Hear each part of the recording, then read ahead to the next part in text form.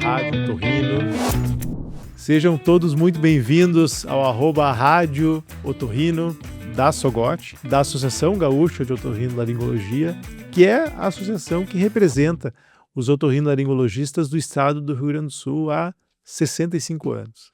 E ela tem como missão, a SOGOT, não somente de levar conhecimento e fortalecer a especialidade da otorrinolaringologia, mas também levar conhecimento sério para a comunidade, conhecimento com credibilidade, conhecimento embasado cientificamente. Aqui não tem espaço para charlatanismo, para picareta, não. Aqui a gente só tem especialistas com título de especialista em otorrinolaringologia falando.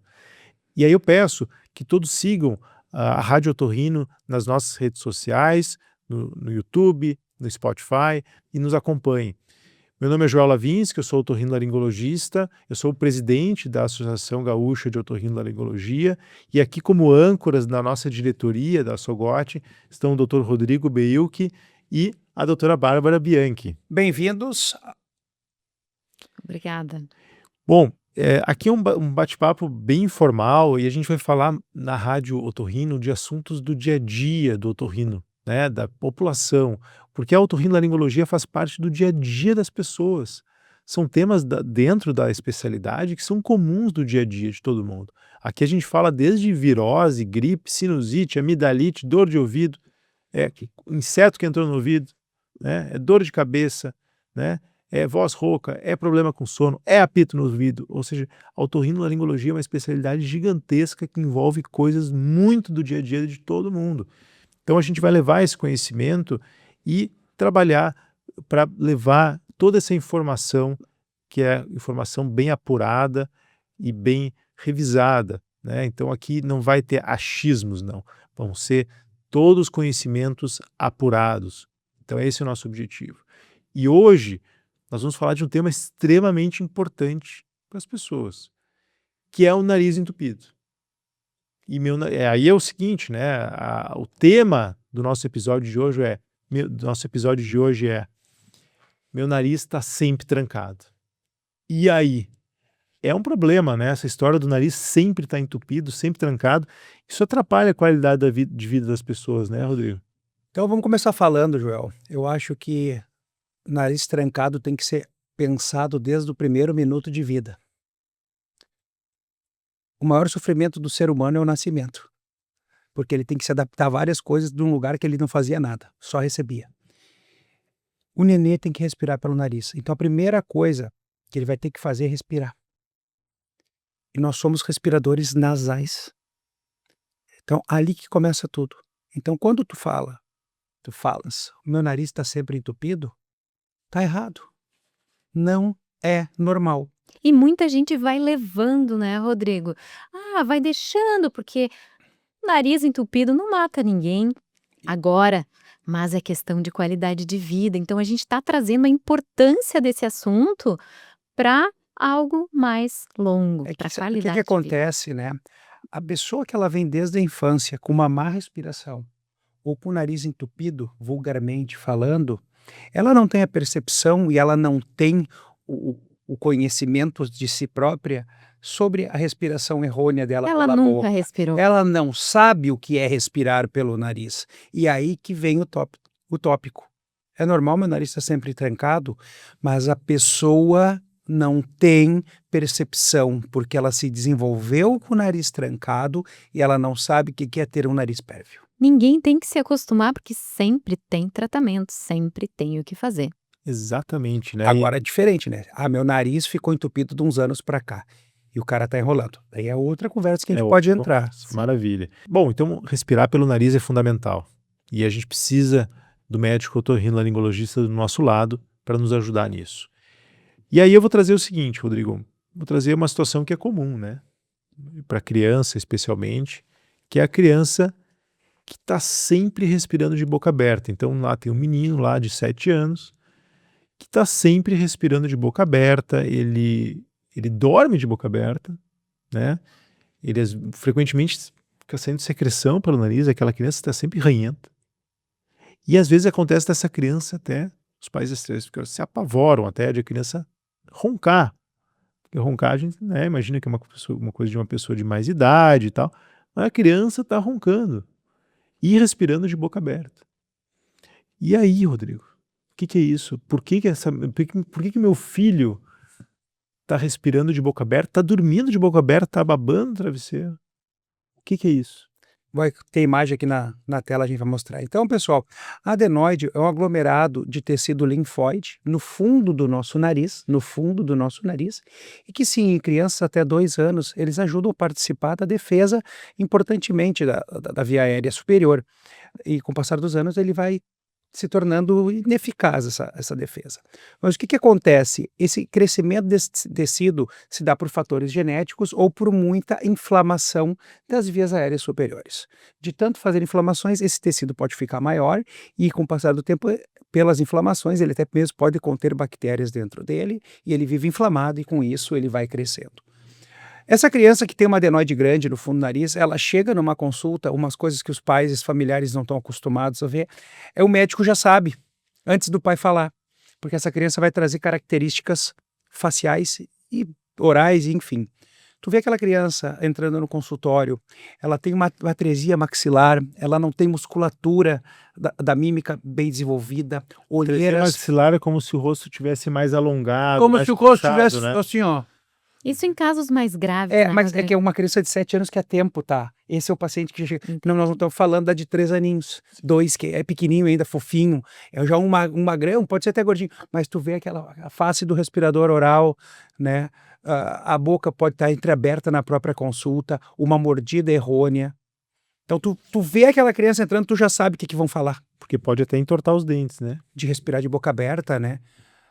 Não tem o posicionamento da língua para os dentes fazer a descida direito. O bom seria essa criança ter sobe. consultado com 3 anos, com 2 anos, porque Chegou haveria tarde, né? formas Tarde, de Bárbara. evitar essas alterações faciais. Então, essa criança, claro, ela pode estar acometida essa obstrução nasal pelo aumento da adenoide, mais comum, mas também existe a hipertrofia dos cornetos, que não é tão raro assim. A gente pega uma hipertrofia de cornetos obstrutiva em crianças pequenas, que muitas vezes a gente tenta com tratamentos clínicos, mas às vezes não resolve.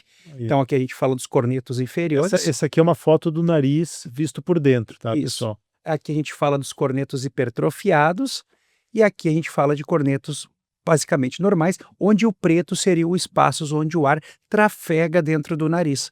Se eles são muito aumentados, muito inflamados, muito inchados, não tem espaço suficiente para o ar trafegar dentro do nariz Rodrigo, e que também entope. desculpa, explica um pouquinho por que os cornetos e a adenoide são conhecidos popularmente como carne esponjosa do nariz. Principalmente a adenoide, porque ele é um aglomerado de tecidos que entope o fundo do nariz. E o povo vulgarmente fala de carne esponjosa. E os cornetos nasais, eles têm uma quantidade de vasos dentro que, com processos inflamatórios, e dependendo se está resfriado ou com rinite, eles incham. E eles, quando os pais olham na entradinha do nariz, parecem 2 carninhas na entrada do nariz. E quando eles estão realmente mais aumentados, é quando os pais percebem isso. E eles sempre falam da carne esponjosa dentro do nariz. A esponja ela pode encolher e ela pode expandir, assim como esses tecidos. Maravilha. Mas pode ter as duas coisas, né, Rodrigo? Junto, né? A É criança comum, pode ter É comum. não Mas somente não esse tão aumento. obstrutivo os cornetos, cornetos. mas a adenoide é batata. 7 anos, cara de respirador oral, olheira funda, a boca entreaberta, a face afilada, que nem eu brinco.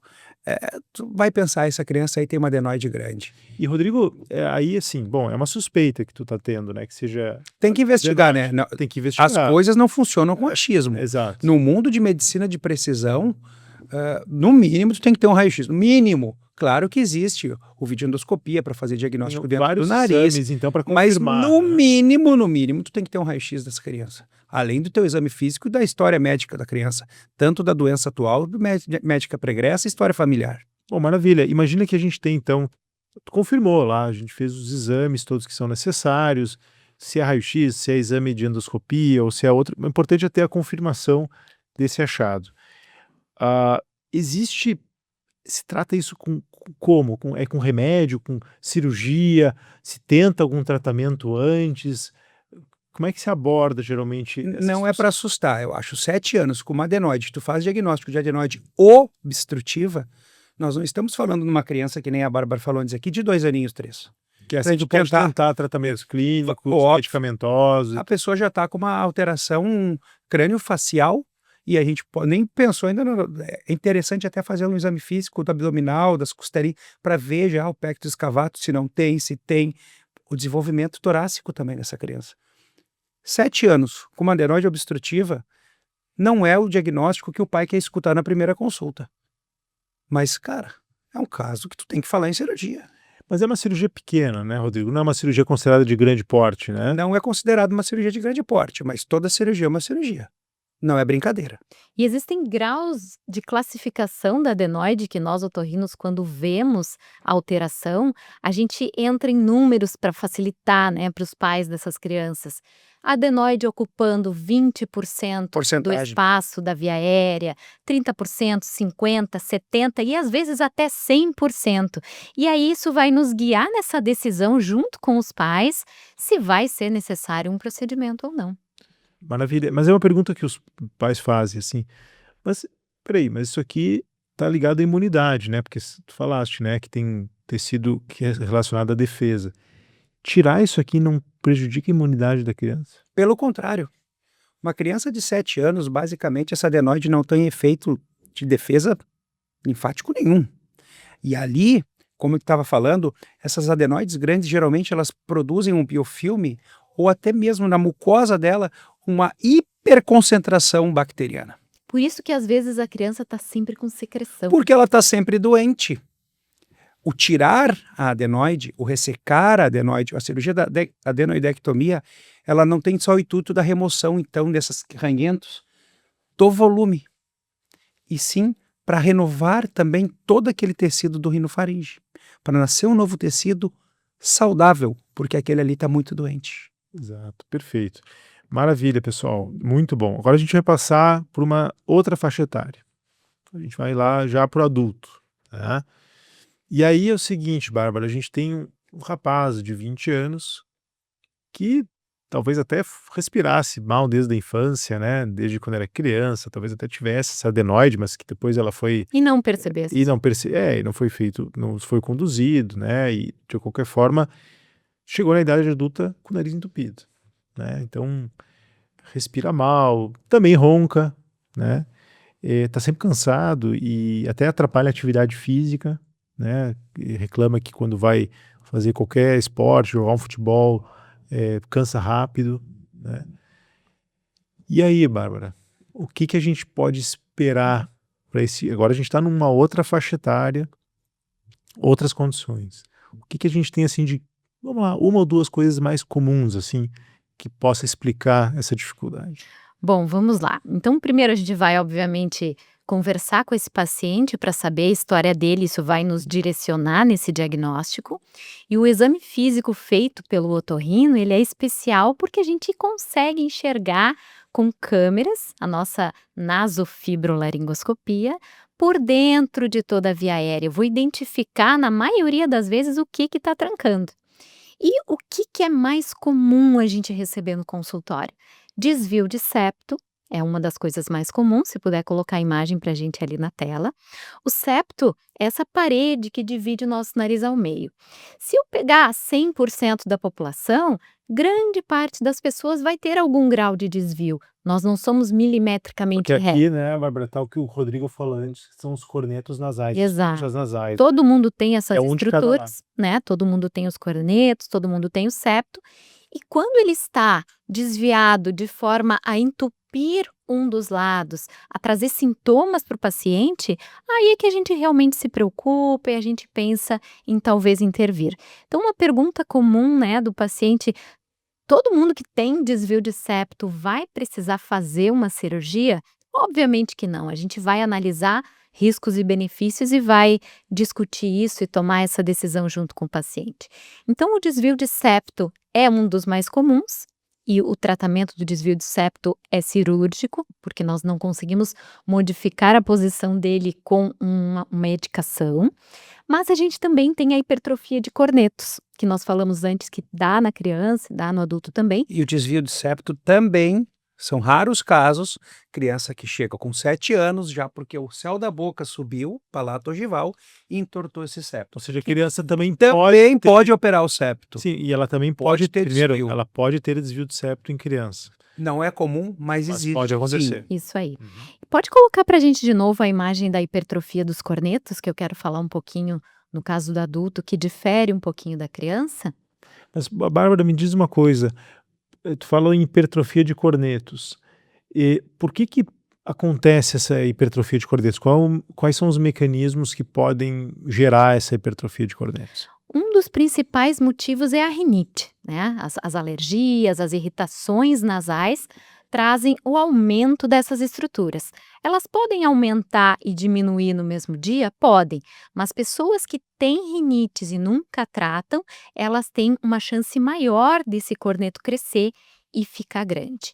Nesses casos, existem tratamentos medicamentosos que o otorrino vai prescrever, e em casos onde não se responde ao tratamento medicamentoso, pensa-se numa cirurgia também.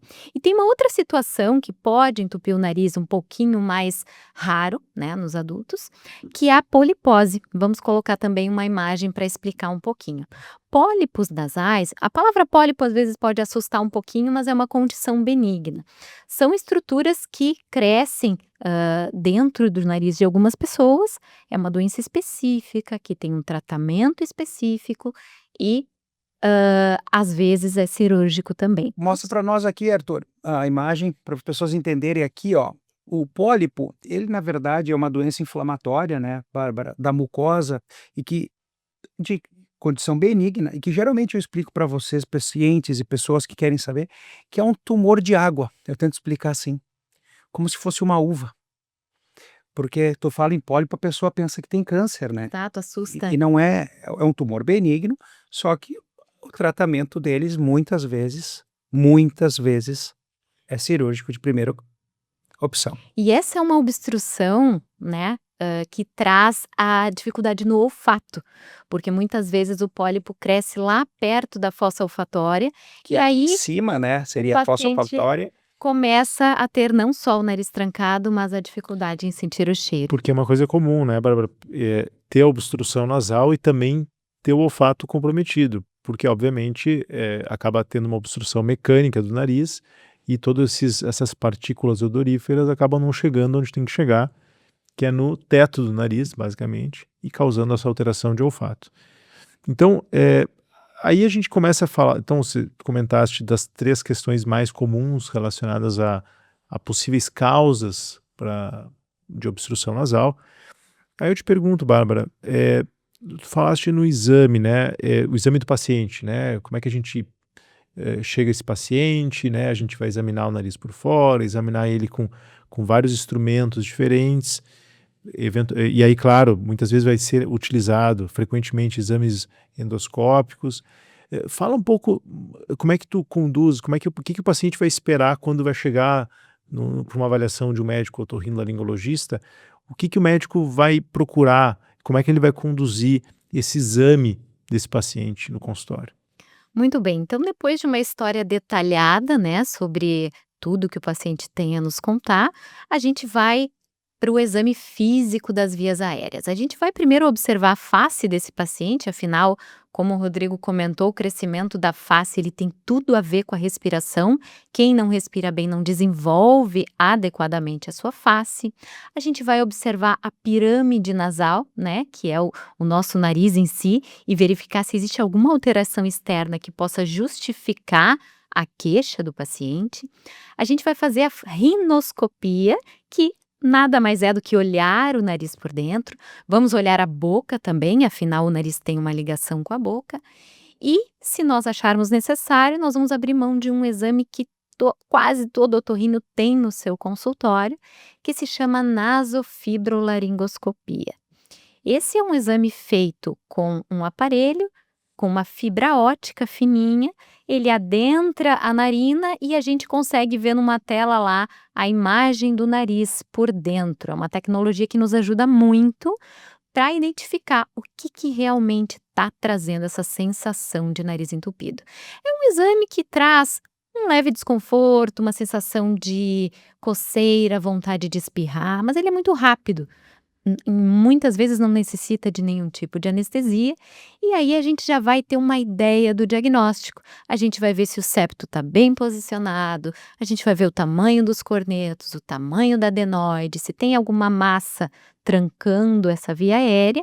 E a partir dessa hipótese, nós vamos conversar com o paciente ou sobre algum tratamento e talvez sobre uma investigação complementar, né? Muitas vezes a gente pede tomografias, ressonâncias, coisas que vão nos ajudar a chegar a uma conclusão específica sobre o que aquele paciente tem, para dar para ele o melhor tratamento. Maravilha, Bárbara, excelente.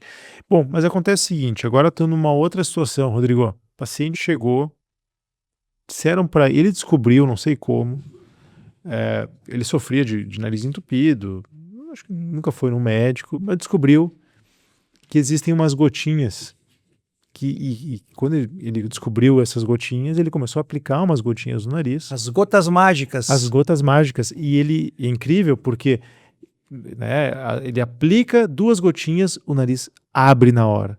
Mas aí aconteceu o seguinte, e funciona por muitos anos, né? Muitos anos. Só que começou a funcionar cada vez menos.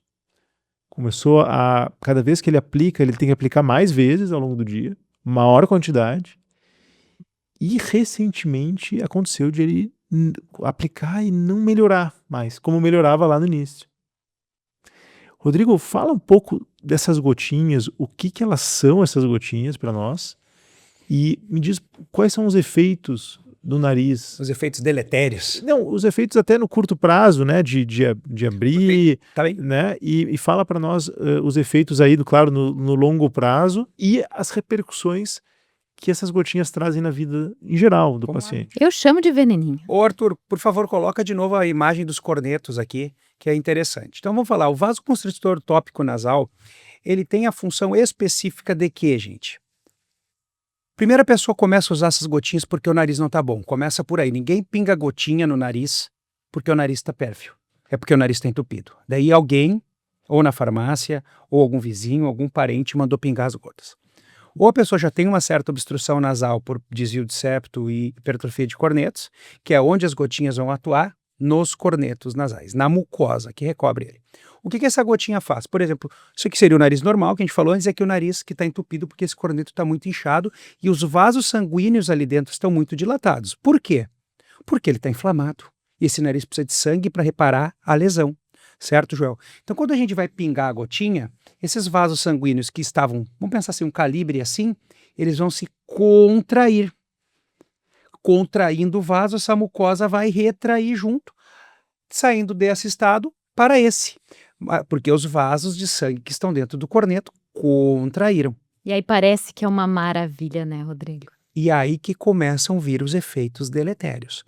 Número 1, vamos lá. O nosso nariz tem um ciclo. Uma hora está aberto, uma hora está fechado. De um lado e do outro. E do outro. Um lado e outro. E ele vai alternar. A cada 4 horas, a cada 3, 4 horas. O momento que tu começa a pingar a gotinha nos dois lados, o nariz começa a se descontrolar sobre o ciclo nasal. E com o passar do tempo ele vai começando a ficar dependente da gotinha, porque ele não tem mais a noção de fazer o ciclo nasal. Um lado está mais aberto e o outro mais entupido, depois um mais entupido e o outro aberto. Então esse nariz ele fica inflamado dessas gotinhas.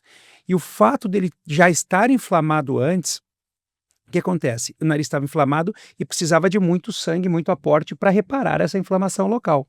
Com o passar do tempo, além de tu perderes o efeito automático do nariz funcionar e ficar dependendo das gotas, esse nariz microscopicamente, Joel, vai crescendo a mucosa. Porque são tanto microinfartos vasculares da periferia mucosa que acontece, que microscopicamente, com os anos, ele vai engrossando. E o corneto vai ficando grosso, porque o paciente gerou várias mortes celulares por muitos anos ali nos cornetos. Não falando de efeitos sistêmicos, talvez tu tenha pego, tu também, tem pacientes que chegam com perfuração do septo nasal. O septo, que a gente falou antes, a Bárbara falou. Que divide o nariz de um lado para o outro. Pura, de tanto pingar essas gotas, eles conseguem acabar com o aporte sanguíneo, até chegar na cartilagem, essa cartilagem morre e faz um furo que comunica um lado do outro. Ele é um vasoconstritor, assim como a cocaína é um vasoconstritor também. Só A que gente muito mais conhece, né, a perfuração dos Por usuários isso, de cocaína. por isso que os dois terminam com ina, inclusive, o nome da droga. É isso aí. E os efeitos deletérios para o sistema geral, as gotinhas com o passar dos tempos, como ela é muito, o nosso nariz absorve muito, né? A pessoa usa droga pelo nariz porque absorve muito para ter um efeito mais rápido. Essas gotinhas são absorvidas pelo corpo, gente. Então, claro que é um efeito muito menor que nasal, e essas gotinhas vão ter efeito lá nas artérias renais, que com o passar dos tempos, ela pode te gerar uma alteração do teu sistema arterial e tu começar a desenvolver uma hipertensão, ter pressão alta, portanto usar as gotinhas. Tendo pressão alta, tu já está comprometendo teu coração também, porque a gotinha usada demais, ela acelera o batimento cardíaco, ela acelera teu metabolismo. Então, aproveitando esse momento, essas gotinhas são proibidas, ou, claro, com orientação médica e tal, não se usa em criança. Tu pode matar a criança com essas gotinhas. Na minha opinião, não devia ser vendido sem receita. Tem coisas, É uma tem briga, coisas né? que são proibidas aqui na Rádio Otorrino, né? Cotonete é proibido, né? Vasoconstritor é proibido. Né? E a gente vai listar aí as coisas que a gente considera proibido aqui dentro, Proibidão. que não se fala aqui na Rádio Otorrino. Porque a gotinha na criança, ela faz um efeito rebote, né? Que ela não sobe a pressão.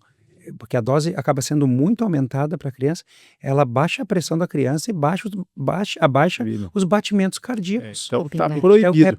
Proibido. Mas o seguinte, agora aconteceu o seguinte, o paciente foi no médico, né, um otorrino, e ele prescreveu uma outra coisa que se põe no nariz, mas que não é gotinha, não. Buchinha do Norte. Não, isso também é proibido. Mais proibidão. Mas não me vem com essa, tu não me vem com Mas essa. esse foi o médico que mandou usar. Vic Vaporub. Não. Foi o médico Otorrino. Médico otorrino, não foi o charlatão, não. Então é o seguinte, o médico, Bárbara, chegou e disse assim, ó, tem que usar uma coisa que é um spray, tá? Que tem um remédio, mas, doutora, o remédio tem cortisona dentro, corticoide dentro. Agora, esse pode porque o Rodrigo falou a hora das gotinhas e tal, o veneno aí, né, da otorrino, mas aí prescreveram um spray, coisa que parece que você aperta, sai um jato, mas o doutor disse que tem corticoide dentro. Esse pode, mas não vai me deixar gordo, não vai começar a me dar espinha, efeito do corticoide? Bom, em primeiro lugar, não é todo remédio de nariz que faz mal, né? Às vezes as pessoas têm tanto medo desse nosso assustar com as gotinhas descongestionantes que pensam que todo remédio faz mal. Não, quando prescrito por um otorrino, obviamente que a gente vai confiar. Então, gotas descongestionantes não podemos usar, mas existem tratamentos bem documentados cientificamente e o corticoide nasal é um deles. Não é legal fazer a automedicação, mas quando prescrito ele pode ajudar e muito, porque ele a longo prazo vai trazer uma diminuição daquele inchaço que o nariz estava sofrendo e pode sim ajudar, não só a desinchar, mas também a diminuir as crises de rinite. E ele não vai te dar os efeitos de um corticoide oral, de um corticoide injetável, porque a absorção dele pelo organismo é muito pequena. Então, não precisa ter medo de usar corticoide nasal quando prescrito, porque o efeito dele a longo prazo é muito bom. E efeito local, né, do nariz, ele não vai para a corrente sanguínea. Exato. É assim como o corticoide quando é aplicado na pele, né? Ele não tem um efeito imediato como um descongestionante nasal, inclusive ele é usado para tirar o vício do descongestionante Que nasal. são as gotinhas que o Rodrigo tinha comentado Mas é o antes. certo, a gente está aqui para fazer o certo. E tem descongestionante via oral, né? Exato. Que também devem ser prescritos por médico, não é comprar na farmácia, porque tu também vai ter daí efeitos deletérios mais rápido, Usado porque com tu muita tá parcimônia. tomando o negócio. E é o famoso D no final, né? É, tem geralmente, D. né? Tem Geralmente, né? D, Ou são sinos descongestionantes. também. Exatamente. Maravilha, pessoal.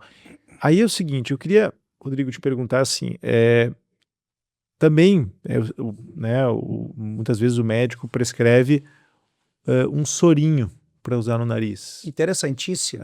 Um sorinho. Ele fala assim, é um sorinho, que às vezes vem na forma de um spray, às vezes na forma de uma gota também, Uma garrafa. uma garrafa. fala, não vamos entrar muito em detalhe das modalidades, dos diferentes tipos, das vantagens, mas é uma coisa que se utiliza como parte do tratamento da obstrução nasal, do nariz entupido? Antes de falar isso, só não confunda. Tem um produtinho aí na farmácia que termina com soro no final. E nem sempre é o soro Ele não é fisiológico. soro, tá, gente? Ele é gotinha para abrir o nariz. É o É vasoconstritor. veneno. É. Então nós estamos falando de soro fisiológico. Tudo que for gota é melhor evitar, né? Tudo que for jato provavelmente seja o do bem. Liberado. A importância da limpeza nasal, ela é muito discutida. Ela é importante para pessoas que têm mais muco e mais obstrução, e sim. E lembrando, antes de falar dele, que tudo que é demais na vida está errado. Então o negócio de, meu nariz tá ruim e eu tô lavando o nariz 10 vezes por dia. Calma, tá tudo errado. Ninguém toma 10 banhos num dia. A gente vai lavar o nariz, se quiser lavar uma vez por dia, 2 normalmente, se quiseres, tudo bem, se teu nariz não tem problema nenhum, tu também não tem que ficar lavando e botando coisa no nariz. Mas a lavagem, o objetivo é o quê? A Qual é o intenção da lavagem é remover o muco que está cobrindo toda a nossa mucosa, que são células degradadas, células mortas, e que ali também podem conter vírus ou até bactérias, porque o nosso nariz ele tem a função de aquecer o ar, umidificar o ar, reter macropartículas para o ar e, tecnicamente, aquecer o ar para chegar no pulmão. Preparar o ar para deixar um ar mais limpo e preparado para chegar no pulmão. Então, se tu tens inflamação local no nariz, que vamos falar ainda de rinites, a limpeza nasal ela é adjunta a métodos para que tu viva melhor, para remover sujidades. Basicamente isso. E feita de maneira ensinada pelo otorrino ou pelo outro médico que, enfim, vai ensinar. Mas não é jogar sem parar soro fisiológico do nariz, sem motivo, causa e lógica. Nem 8 nem 80, né, Rodrigo? Tem que ter Mas parcimônia. é importante Bom a gente senso. colocar a importância, né, da lavagem nasal e também lembrar que lavar não significa apenas pegar uma seringa e jogar um monte de soro lá para dentro. Hoje em dia existem muitas formas de se lavar o nariz. Tem spray, tem jatinho mais leve para quem tem dificuldades em lavar o nariz. Então, lavar o nariz é muito bom e ajuda muito na maioria dos Não, e a gente vai fazer... Vamos fazer um lavando aqui. Vamos fazer um ao vivo aqui Vamos fazer de lavagem Só de nasal. lavagem. Um episódio só de lavagem nasal. Faço com gosto. E aqui eu quero fazer uma pergunta, uma última pergunta para a Bárbara aqui. Bárbara, o ronco, tá? A culpa é toda do nariz? Quando, vamos dizer, o ronco, se eu arrumar o nariz, se eu resolver o meu problema do ouvido, do nariz, seja com medicamento, seja com cirurgia, o que for, vai acabar meu ronco? Bom, resuminho sobre ronco, então. O ronco é multifatorial. O ronco geralmente tem várias coisas no organismo daquela pessoa que podem estar levando ao ronco. Respiração, dificuldade de respirar pelo nariz é uma delas. Obviamente, como otorrinos, a gente vai sempre pesquisar o nariz, porque ele é a porta de entrada da nossa via aérea. Se nós encontrarmos uma alteração, nós vamos corrigir, mas isso não quer dizer que a pessoa vai parar de roncar somente por melhorar a sua respiração nasal, porque existem outros fatores. Mas sim, em todo paciente roncador é necessário investigar o nariz com o otorrino, porque às vezes a gente encontra coisa interessante lá. Bom, maravilha, pessoal. Foi ótima a nossa conversa. Eu queria terminar com o nosso quadro Mitos e Verdades em Otorrinolaringologia, para a gente até fazer um resumo um pouco do que a gente conversou agora nesses minutos. Primeira pergunta aqui, mito ou verdade, Rodrigo? Desvio de septo sempre precisa de cirurgia? É mito. Não precisa de cirurgia na maioria das pessoas e a maioria das pessoas tem algum certo grau de desvio de septo. Agora, essa aqui é boa, Bárbara. Dormir com uma cebola cortada do lado da cama desentope o nariz, mito ou verdade? Agora eu vou apanhar da minha avó. É mito, não tem comprovação, gente. A cebola não tem comprovação. Bom, Rodrigo, aqui, ó. Mito ou verdade? Nariz trancado pode ser sinal de coisa ruim também? Pode. É verdade. Nariz trancado pode ser sinal de coisa ruim, sim. O quê? Um bom desvio de septo não é bom porque o cara tem que operar. O aumento dos cornetos não é bom porque está entupindo o nariz. Mas em raros casos a gente tem que investigar sim, porque existe neoplasias, existem tumores e a gente já falou antes dos pólipos, são tumores benignos, mas são tumores e existem também tumores que não são coisas boas. Bárbara, exercício físico desentope o nariz. Mito ou verdade? É verdade, porque naquele momento que você está praticando um exercício, o nariz tende a ficar mais aberto. Mito ou verdade, Rodrigo? Beber muita água ajuda a melhorar a obstrução nasal. Beber água ajuda, na verdade, o metabolismo como um todo, né? Então, o nosso nariz ele precisa do muco para lubrificar e empurrar a sujeira que vai formando dentro dele em direção à nossa garganta. Então, um organismo bem hidratado, Joel, tecnicamente, se espera que vai produzir um funcionamento nasal melhor, porque a gente precisa ter líquido para ter muco, porque o nosso nariz é úmido. E a última, Bárbara. Frio entope o nariz? É verdade. O ar frio e principalmente o ar seco, ele pode irritar a mucosa nasal e sentimos o nosso nariz mais trancado no inverno. Todo mundo sabe disso. E a gente tem uma situação, isso a gente vai conversar depois, na hora que a gente for falar de rinites, que é o nosso próximo episódio, de que a mudança brusca de temperatura pode obstruir o nariz em algumas pessoas, né? Inclusive é um tipo de rinite. Né? Pode, principalmente aqui no sul, que a gente tem uma variação climática absurda no mesmo dia, e é por isso que os consultórios enchem nessa época. E sobre os exercícios físicos, em casos raros também, o nariz pode entupir. Nós vamos falar disso de rinite. Isso Maravilha. aí, aguardem os próximos. Maravilha, pessoal. Bom, queria agradecer todos por estarem nos acompanhando no @Rádio Otorrino, agradecer ao Dr. Rodrigo Beilk e a doutora Bárbara Bianchi pelas contribuições fantásticas no episódio de hoje. E convido a todos a nos seguir, então, nas nossas redes sociais, no YouTube, no Spotify, o @Rádio Otorrino, da Associação Gaúcha de Otorrinolaringologia, a nossa Assogote. Muito obrigado. Compartilhem com seus amigos, com seus familiares, esse conteúdo que a gente está fazendo com carinho para vocês. E não se esqueçam, saúde não é brinquedo.